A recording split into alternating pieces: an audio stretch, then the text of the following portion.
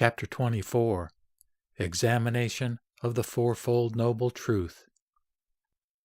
Verse 1. The opponent contends, if everything is sunya, there will be neither production nor destruction. According to your assertion, it will follow that the Aryan Fourfold Truths are non-existent. Verse 2. True knowledge, relinquishing false views, right practice, and right confirmation will not be possible because of the non-existence of the Aryan Fourfold Truths. Verse 3. As these are non-existent, the Aryan Fourfold Fruits, that is, spiritual attainments, are also non-existent.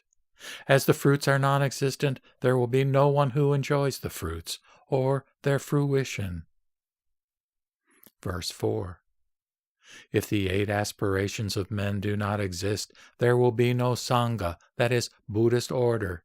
From the non-existence of the Aryan truths, the true Dharma also does not exist. Verse 5. Without Dharma and Sangha, how could there be Buddha?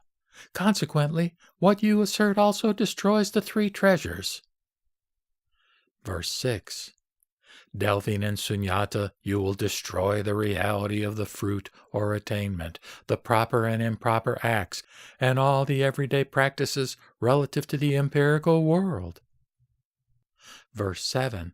Nagarjuna asserts, let us interrupt here to point out that you do not know the real purpose of sunyata, its nature and meaning. Therefore there is only frustration and hindrance of understanding. Verse 8. The teaching of the Dharma by the various Buddhas is based on the 2 truths, namely the relative or worldly truth and the absolute or supreme truth. Verse 9. Those who do not know the distinction between the 2 truths cannot understand the profound nature of the Buddha's teaching. Verse 10. Without relying on everyday common practices, that is, relative truths, the absolute truth cannot be expressed. Without approaching the absolute truth, nirvana cannot be attained. Verse 11. A wrongly conceived sunyata can ruin a slow-witted person. It is like a badly seized snake or a wrongly executed incantation. Verse 12. Thus, the wise one, that is, the Buddha, once resolved not to teach about the Dharma, thinking that the slow-witted might wrongly conceive it. Verse 13.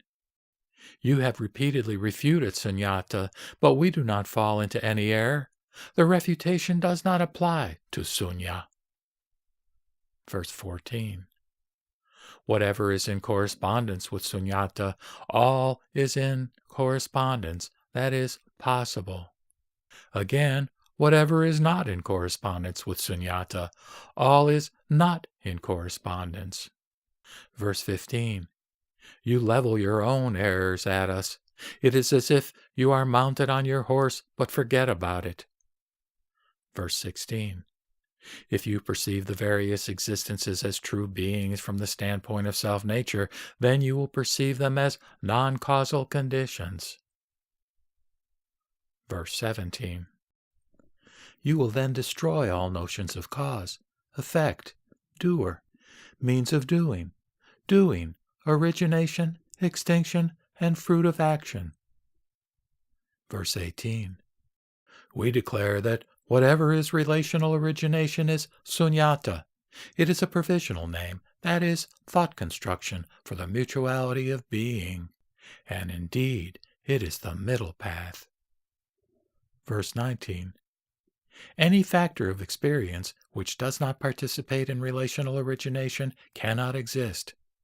Therefore, any factor of experience not in the nature of sunya cannot exist. Verse 20. If everything were of the nature of non-sunya, then there would be neither production nor destruction. Then also the non-existence of the Aryan Fourfold Truths would accordingly follow. Verse 21. Where could suffering in the nature of non-relational origination arise? For indeed, what is impermanent is said to be in the nature of suffering, and the impermanent cannot exist in something with self-nature. Verse 22. How could that which has self-nature arise again? Therefore, there is no arising in that which disaffirms, that is, destroys sunyata. Verse 23. The extinction of suffering, in terms of self-nature, does not happen. For you deny extinction itself by adhering to the notion of self-nature. Verse 24. If the way to enlightenment possesses self-nature, then its practice will not be possible. But if the way is practiced, your assertion of a way involving self-nature is inadmissible, that is, cannot exist. Verse 25. When suffering, arising, and extinction cannot be admitted to exist, what path is achieved in virtue of the extinction of suffering? Verse 26. If suffering cannot be known in virtue of self-nature, how does it become an object of knowledge again? Self-nature, indeed, never remains fixed. Verse 27. Just as in the case of knowledge of suffering, therefore your knowledge of abandoning perceptual confirmation, practice, and the four fruits, that is, religious attainments, cannot be possible. Verse 28. To one who adheres to the notion of self-existence, how could the four fruits, which are unattainable in virtue of self-existence, be ever attainable? Verse 29. Without the four fruits, there can be no matured states, and arrived, that is, completed states. If these 8 states of persons do not exist, there will also be no realization of the Samga. Verse 30. Without the Aryan truths, the true Dharma does not exist. Without the Dharma and Samga, how could there be the Buddha? Verse 31. According to your assertion, there is a fallacy of becoming the Buddha without relationship to enlightenment. Also, conversely, there is enlightenment without relationship to the Buddha. Verse 32. According to your assertion, anyone who is not a Buddha in virtue of self-existence cannot hope to attain enlightenment even by serious endeavor or by practice of the Bodhisattva way. Verse 33. No one would ever be able to create factors or non-factors of experience.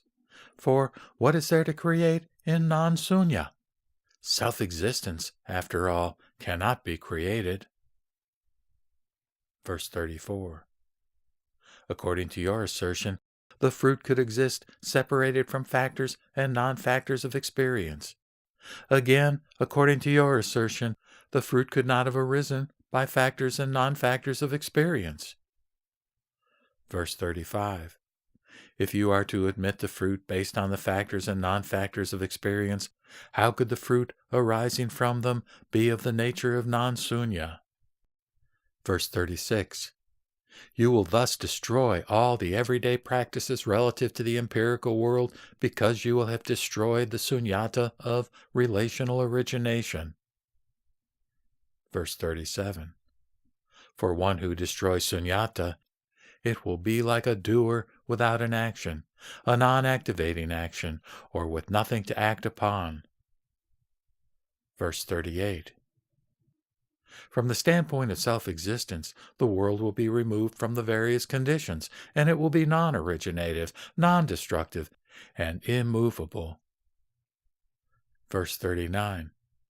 If everything is non-sunya, then the attainment of a person who aspires, the actions leading to the cessation of suffering and the destruction of all defilements will not exist, that is, will not be possible.